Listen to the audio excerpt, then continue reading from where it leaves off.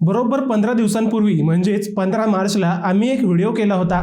ज्या दिवशी निवडणूक आयोगानं राहुरीच्या पोटनिवडणुकीचा कार्यक्रम जाहीर केला त्याच दिवशी मुख्यमंत्री देवेंद्र फडणवीस राहुरीत होते. मुख्यमंत्र्यांनी हेलिपॅडवर अक्षय कर्डिले यांच्याकडून सत्कार स्वीकारला आणि सीएमओ यांच्या अधिकृत सोशल मीडिया हँडलवरही फक्त तोच फोटो अपलोड झाला. त्याच दिवशी आम्ही अक्षय कर्डिले यांना मुख्यमंत्र्यांचा ग्रीन सिग्नल, भाजपचे राहुरीसाठी 2 प्लॅन या टायटलचा व्हिडिओ केला होता. म्हणजेच भाजप अक्षय कर्डिलेंनाच उमेदवारी देईल हे आम्ही 15 दिवसांपूर्वीच सप्रमाण सांगितलं होतं. आता झालंही तसंच. 1 एप्रिलला भाजपनं अक्षय कर्डिले यांची उमेदवारी जाहीर केली आहे. उमेदवारीच्या सगळ्या चर्चांना आता पूर्णविराम मिळालाय. ही उमेदवारी जाहीर करून भाजपनं अर्धी लढाई खिशात घातली आहे. आता फक्त उरलेल्या अर्ध्या लढाईची तयारी सुरू झाली आहे. आता जिंकलेली अर्धी लढाई कोणती व पुढची अर्धी लढाई काय असेल हेच आपण या व्हिडिओतून पाहणार आहोत. नमस्कार, मी अजय आणि आपण पाहत आहात अहिल्यानगर लाईव्ह 24, नगरी राजकारणाचं परफेक्ट अनालिसिस. भाजपनं 1 एप्रिलला सगळ्या विरोधकांच्या नॅरेटिव्हलाच एप्रिल फूल केलं. अक्षय कर्डिले यांना उमेदवारी जाहीर केली.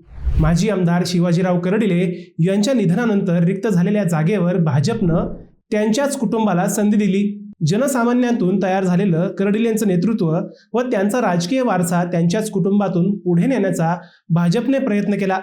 स्वर्गीय शिवाजीराव कर्डिले यांचा राजकीय प्रवास अगदी स्वप्नवत राहिला. कोणतीही लाट असली तरी आपले अस्तित्व टिकवून ठेवण्याची कला शिवाजीराव कर्डिले यांच्यात होती. बुऱ्हाणनगर या छोट्या गावातून राजकीय श्रीगणेशा केलेले शिवाजीराव कर्डिले हे थेट मंत्रिपदापर्यंत पोहोचले. सामान्यांचा नेता, आपला माणूस, साधा राजकारणी ही त्यांची ओळख आजही कायम आहे. साधा कार्यकर्ता, सरपंच ते मंत्री असा त्यांचा प्रवास अनेकांना थक्क करणारा राहिलाय.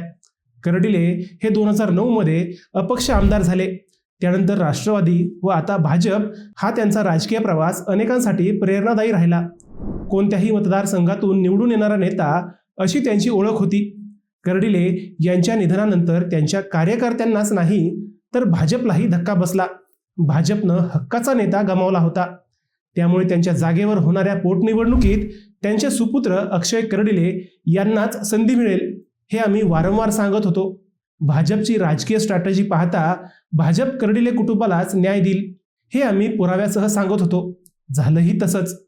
ही पोटनिवडणूक बिनविरोध करण्यासाठी भाजपचे प्रयत्न सुरू होते. राष्ट्रवादीच्या शरद पवार गटाशी भाजपच्या काही बैठकाही झाल्याच्या चर्चा होत्या. पालकमंत्री राधाकृष्ण विखे यांच्या नेतृत्वाखाली भाजपनं राहुरीसाठी प्लॅन ए व प्लॅन बी तयार केला होता. त्यातील प्लॅन ए नुसार ही निवडणूक मुख्य विरोधकासह बिनविरोध करण्याचे प्रयत्न अजूनही सुरूच आहेत. राष्ट्रवादीनं ही निवडणूक आमच्यावर लादली तर आम्हीही तयार आहोत असा थेट इशारा मुख्यमंत्री देवेंद्र फडणवीसांनी राहुरीत येऊन दिला होता. त्यानंतर राष्ट्रवादीनं एक पाऊल मागे घेतल्याचं दिसलं. बारामती व राहुरी या दोन्ही पोटनिवडणुकांबाबत शरद पवार गट अगदी आतापर्यंत शांतच राहिलेला दिसला. शरद पवार, सुप्रिया सुळे किंवा थेट जयंत पाटील या राष्ट्रवादीच्या नेत्यांनी या दोन्ही पोटनिवडणुकांबाबत थेट भाष्य करणं टाळलं. त्यामुळे अक्षय कर्डिले यांच्या विरोधात राष्ट्रवादीचा शरद पवार गट उमेदवारच देणार नाही हे जवळपास निश्चित समजले जात आहे. तसंही गेल्या निवडणुकीत शिवाजीराव कर्डिले यांच्या लोकप्रियतेची प्रचिती राष्ट्रवादीने घेतली आहे. त्यामुळे यंदा ते थेट भाजपशी दोन्ही हात करतील अशी शक्यता अगदीच अत्यल्प होती. शिवाय राज्यसभेला भाजपनं केलेल्या उपकाराची जाणीव ठेवून राष्ट्रवादीने या निवडणुकीतून एक पाऊल मागे घेतल्याच्या चर्चा अजूनही होताना दिसत आहेत. ही सगळी परिस्थिती तयार करून भाजपनं अक्षय कर्डिले यांना उमेदवारी देऊन अर्धी लढाई जिंकली आहे. कारण कर्डिले यांच्या निधनानंतर तयार झालेली भावनिक लाट भाजप या निमित्ताने कॅच करणार आहे. जर एवढं करूनही कुणी अपक्ष वगैरे रिंगणात उतरलंच तर भाजपनं यासाठी प्लॅन बी ही तयार केल्याचं सांगितलं जात आहे. याच प्लॅन बी मध्ये राहुरी विधानसभा पोटनिवडणुकीच्या विक्रमी मतांची बेरीज केली जाणार आहे. 2014 साली शिवाजीराव कर्डिले यांच्या प्रचारासाठी स्वतः पंतप्रधान नरेंद्र मोदी राहुरीत आले होते. अगदी तसंच 2026च्या पोटनिवडणुकीसाठी स्वतः मुख्यमंत्री देवेंद्र फडणवीस हे राहुरीत थांबतील असेही नियोजन करण्यात आलंय.